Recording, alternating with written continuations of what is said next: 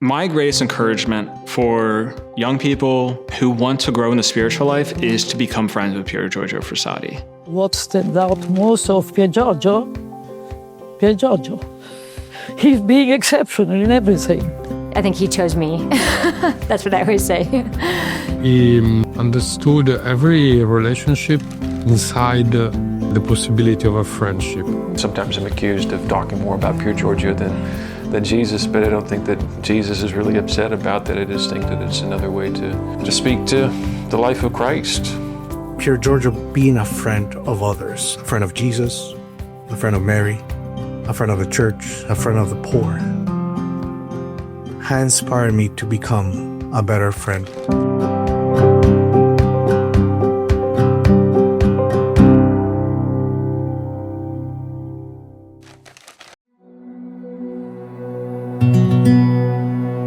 The lifeblood of New York City, I've learned, is networking, and the best networking you can do is with the saints. Because it's like they got the connections you want.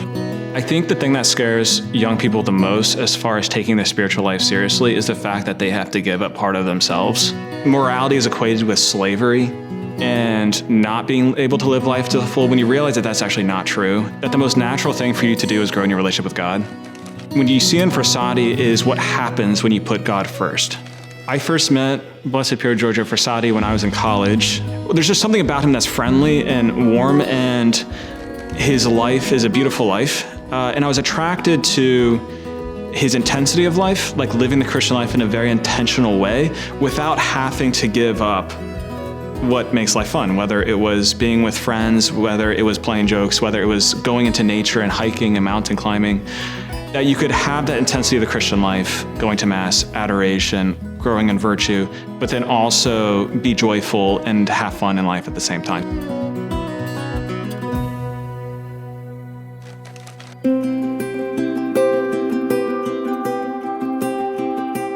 It was on his 50th birthday that it all started, because my mother asked me to help her to do an exhibit on Pier Giorgio, being myself a photographer then. And I suddenly realized, how can I help her if I know nothing about him? So I started reading about him, and I fell in love with him immediately. It's a miracle, it's incredible what he did not do.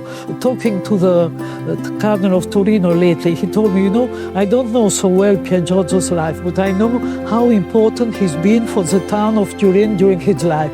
And it's true, because wherever there was a problem, a social problem, whether it was prisons, whether it was hospitals, there he was, always there he was. In fact, he wrote a beautiful testimony there that he said, our health must be given to the disposal of those who do not have it.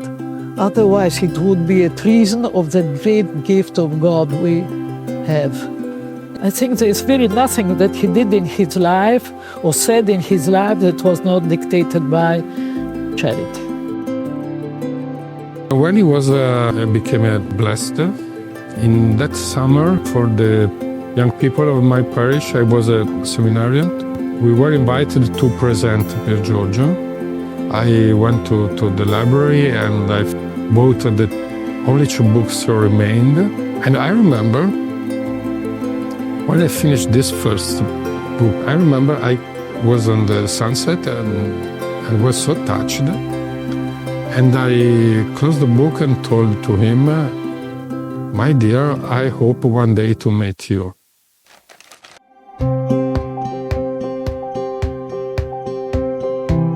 Our family grew up loving sharing coffee together, so we usually would all go to Mass together in the morning, and then Mom would come home and start the coffee moments, and we'd all be sitting on the porch and we'd talk about the day or what was going on. I was throwing around different ideas for the roasting company. I wanted it to be Catholic, but not sort of in-your-face Catholic, so that we could kind of evangelize and minister to especially the outdoorsy group, because I really love the culture of the outdoorsy people, but you tend to have a mixed bag when you're out there.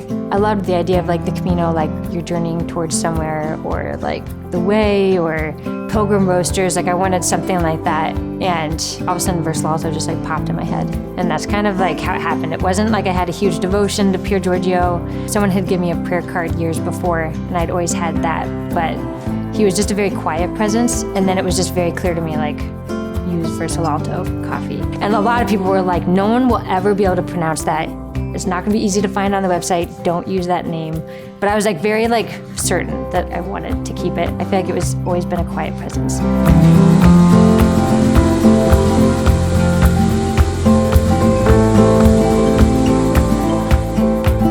2008 was the first time I encountered Pier Giorgio. It was in Sydney, Australia for World Youth Day. His body was there. I took some pictures of the exhibit, but that's not what I was there for. I forgot about him. 2010, I'm up in Turin with my classmates. We're there to see the Shroud of Turin.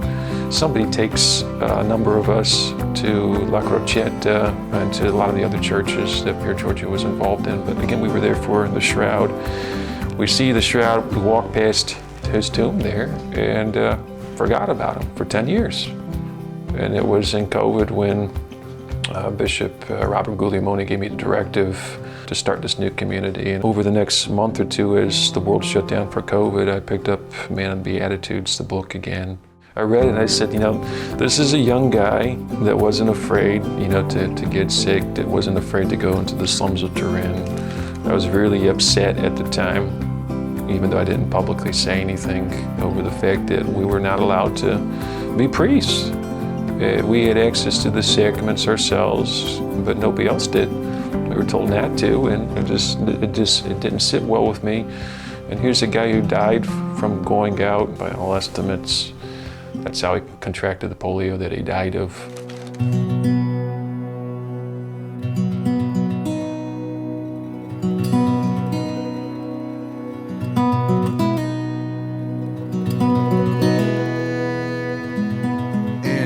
September of 2017, playing basketball with my brother seminarians, I got injured and the MRI showed that I had a complete tear in my Achilles tendon.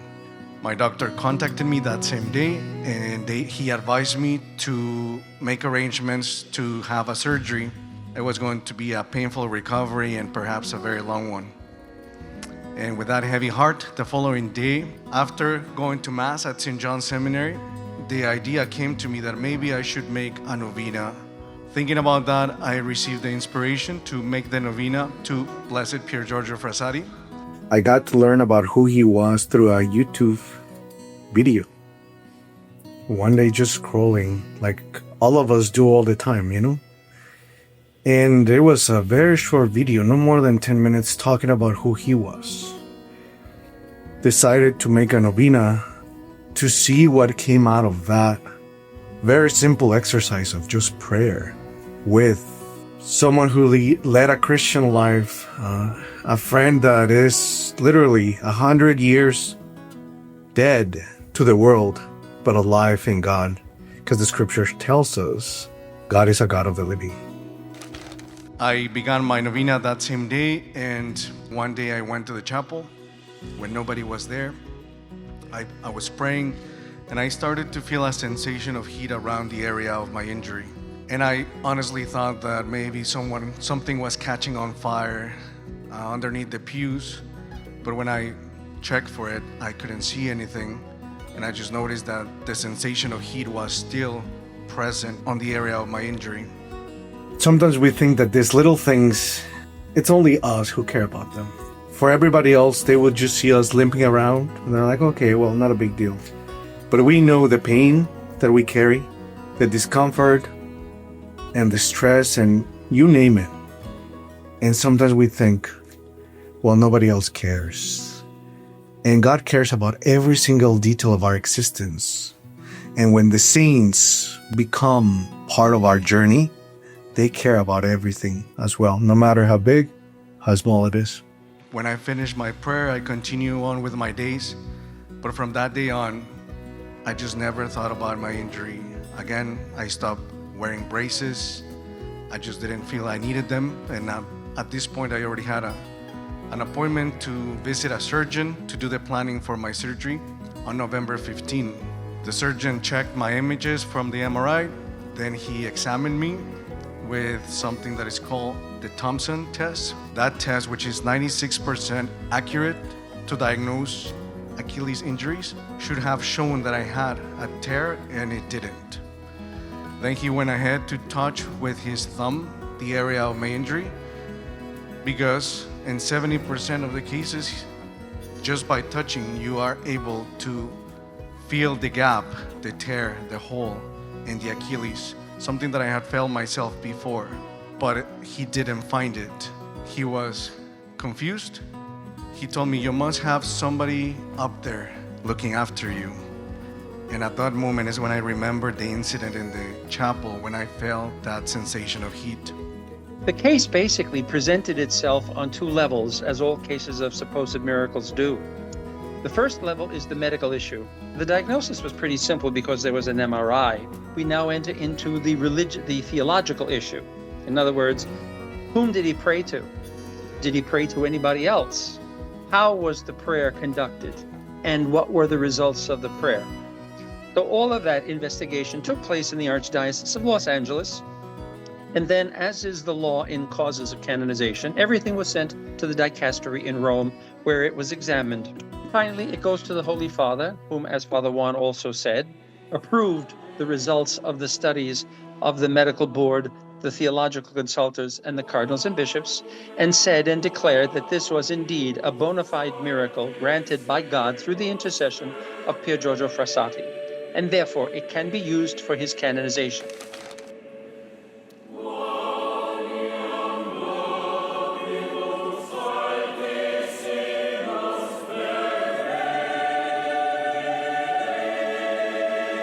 Even today, Pier Giorgio's life is a beacon for lay spirituality. For him, faith was not a private devotion, but it was driven by the power of the gospel, and he bore witness to God with his joy of living and being a Christian in prayer, friendship, and charity.